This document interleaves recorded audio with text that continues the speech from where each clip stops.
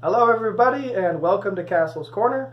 We are back post-race. It did have to wait a few days due to scheduling, apologies, but we're going to talk about the race, how Cathy did, how she felt, what was going on mentally before, during, and after, how she recovered, and I mean just the race in general. And I would like to say again, I know I say a lot about you, but I'm very proud of you, dear. You did a lot of work and it shows. Believe me, it shows. You help a lot of people with this inspiration with the COPD and showing that it can be beaten, it can be overcome. I hope it helped a lot of people. It will. It will. Hopefully a lot of people will see this and they'll be inspired by it as well.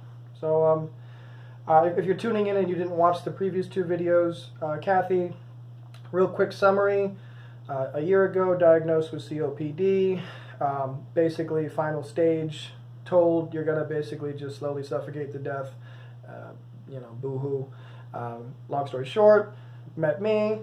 I didn't like that, told her that's bullshit, and we have since been fixing her. She just finished her first 5K. The video of it, I would recommend you watch it if you haven't already. And now let's just, enough of that. Let's get on to you, talk about the race. It was very tough to get prepared for it, especially mentally. Being there, not knowing if my lungs were going to work. I knew my legs were going to work. I knew my body was going to work. But the lungs is the hard part, and being able to breathe. So when we first got there at 6 o'clock in the morning, the only thing I remember is walking up there, and in a tree, did you hear the thousands of birds? Oh, yeah, it's beautiful. All clacking like it's dark. Where are these birds from? And then I thought in my mind, that's my dad. That's my sister-in-law, Karen, and Ann, Gloria's mom. Cheering you on. They on. were all there cheering me on. Cheering you on. So I thought that would calm my nerves. It did not, though. You're a little nervous. It got worse. You're a little nervous. As the hour went on, and then when we went into the starting gate, it was a bunch of crazy going on in my head. Sure. You looked a little You were calm, cool, and collective, and I was just like insane. It's part of the experience.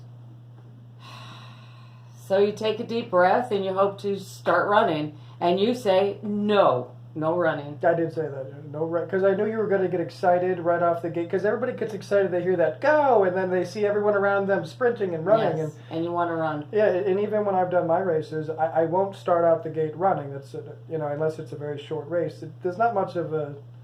It doesn't really make sense to do that. So especially in your case, you have to conserve your energy. You can't start in an oxygen debt, because that will honestly put you back quite a bit. So you have to strategize. Unlike other people who don't really think about strategizing, or even how they run, or even how they breathe when they're running, you have to consider these things a lot, actually.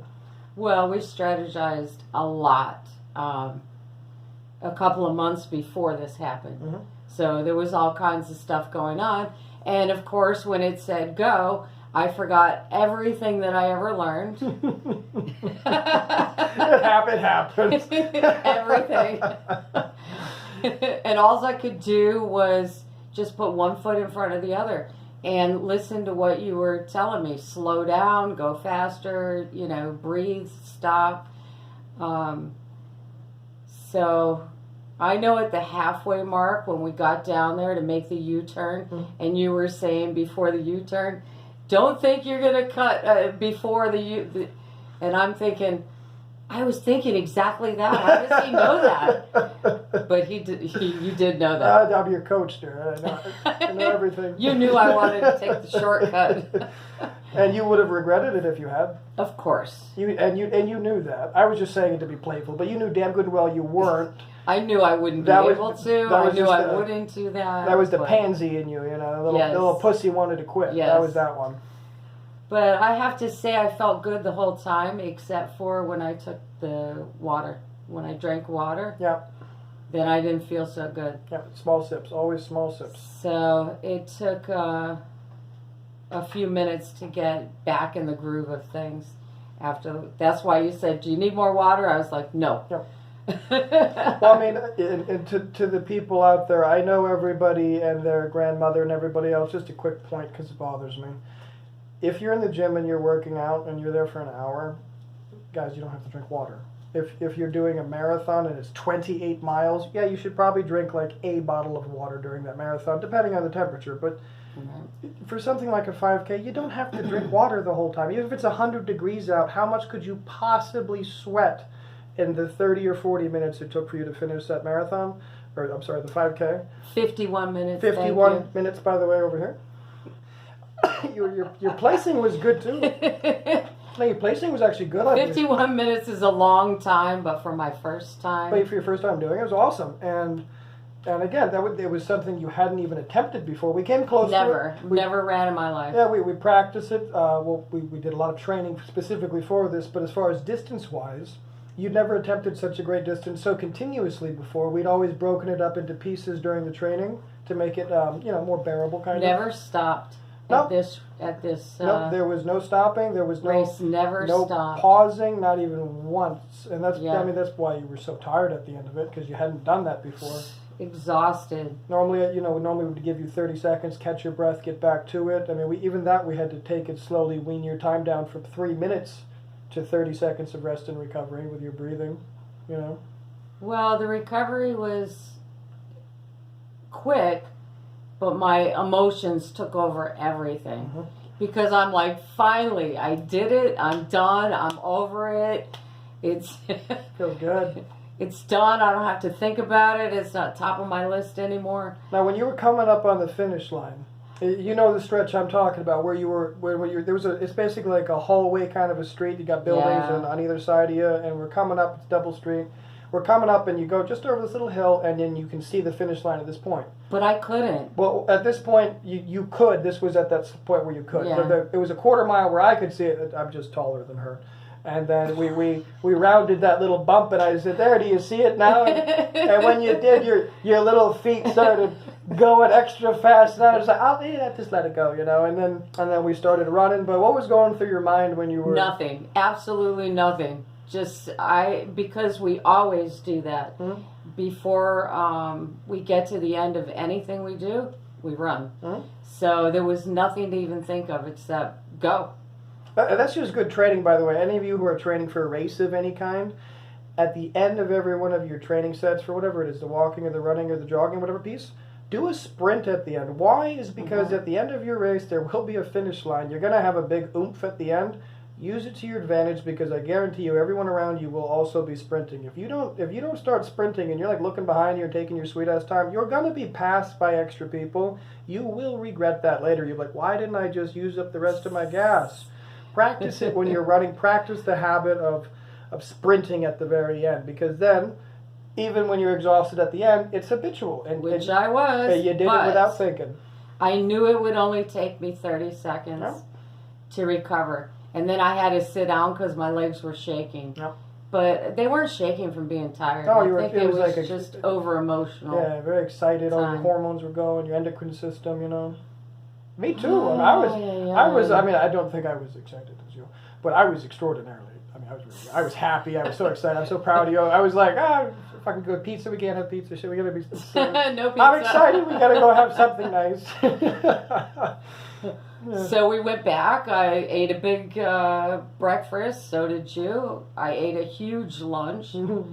Went to sleep and woke up with cramps in my feet and my legs, but nothing else. Nothing hurt. Nothing bothered me. Ate another big meal and went back to sleep for like the whole night. So nice. Sounds good, actually. It was good. Then I was excited. Then I was like, wow, I got my medal. You made me a beautiful poster. Would you show them the medal, please? You and Samara. First medal ever. Ever? Oh, shit. Nice, babe. Yeah, isn't that nice? You should have got one a long time ago just for being awesome. Shit. I'm very proud of my medal. Should be. It's a pretty one, too, actually. And my poster board that you made me. For those of you who didn't get a good look at it, the reason I'm saying it's pretty is it's pink hearts, sea foam, waves, and dolphins. It's pretty blinged out, actually. It is. I like it. It is. So it's been a couple of days since the race. So I got the obvious question for you, and I'm sure a lot of people are wondering. But what's next? My next goal is to go over the 17th Street Causeway Bridge, because Michael Murphy's been doing that. Oh, he did it. Going up and down now? And so I said, I'm going to go. He says, but you cannot call an Uber on the other side. Oh, come on. I'll do No, it. I'll you do have it to with go you back. anyways. I'll do it with you anyways. You have to run this way and run the... It's a very large bridge with a very high peak, and it's actually quite a distance as well. Can yachts go underneath it? Yes. Okay, so yachts, like the large... Yeah, the bridge doesn't go up anymore, I don't think. It doesn't, right? I don't think so. I don't think so. Anyway, but even the giant industrial, whatever, rich people yachts and shit can go underneath this bridge, no trouble, no problem, whatever. They just... It's high. It's a very large bridge. I've never run it, actually. I think he said it's a quarter mile. That sounds about right. Yeah, Yeah. I used to drive Up, it every day down. going to work. And then no Uber. No, that sounds about Coming right. back. Yeah. We got it. Murphy, I said I'll meet you at the top. Next Thursday we'll give it a go. Next Thursday already? Yeah, I mean already. It's a week from now. Okay, a week from now. You know what I can get done in a week? Come on now, a week's a long time. Shit. I gotta work on my legs though. Imagine if we put it in 2 weeks, you're just gonna be panicking for 2 weeks worrying about it. That's true. We should So only be 1 week. Do it on Monday. Sunday. No. No, I'm not doing it Monday. We're doing it tonight. You get a lunchtime. No. Well, I don't know. Do you want to wrap it up, or did you want to keep chatting? I think We're both pretty that, busy. All right, guys. Stay tuned for the next run up 17th Street Causeway. Stay tuned for updates on that. Probably won't show you the first one, as I'm sure we're probably both gonna look like shit going up on. I'm at the end of a super. I don't really talk about myself. I'm at the end of a super hard diet myself, getting ready for a bunch of photo shoots and shit. So I'm very mentally weak and exhausted and kind of dumb, honestly, and my body's just beat But up. you look great. Well, I don't care about that. A little bit. Primarily, I'm worried about the day of the shoot. Until then, in my opinion, I look horrible. So We'll have Murphy film the race. Oh, that's a good idea. Not the race. But the running up and down to the hill, Yeah. that'd be fun. We'll practice a couple times. Since he'll be waiting for us up there. Yeah. But anyways, guys, sorry. So we're gonna keep talking. Stay tuned, guys. We'll keep you posted on what's going on with her, and I have a surprise coming up. I'm starting 3 new series, and there'll be 1 video per series per week. 1 will be demonstrations of the perfect resistance exercises. One of the series is, of course, going to be cooking with Castle, and then the final series is going to be the Get Shredded Diet series, which is where we're going to be dieting together, learning how to do the foods together, and that's going to be a lot of fun. Doesn't sound like fun. And if I can talk one of my friends into it, I'm gonna get them on here learning to breathe with me too, so we can all do that together as well. So anyways, guys, thanks for tuning in. Please congratulate Thank you, everybody, Cathy. for watching. Thanks for cheering us on, and Keep it up, guys. Comment, like, subscribe. Thank you, everyone, and good night. thank you. Good night.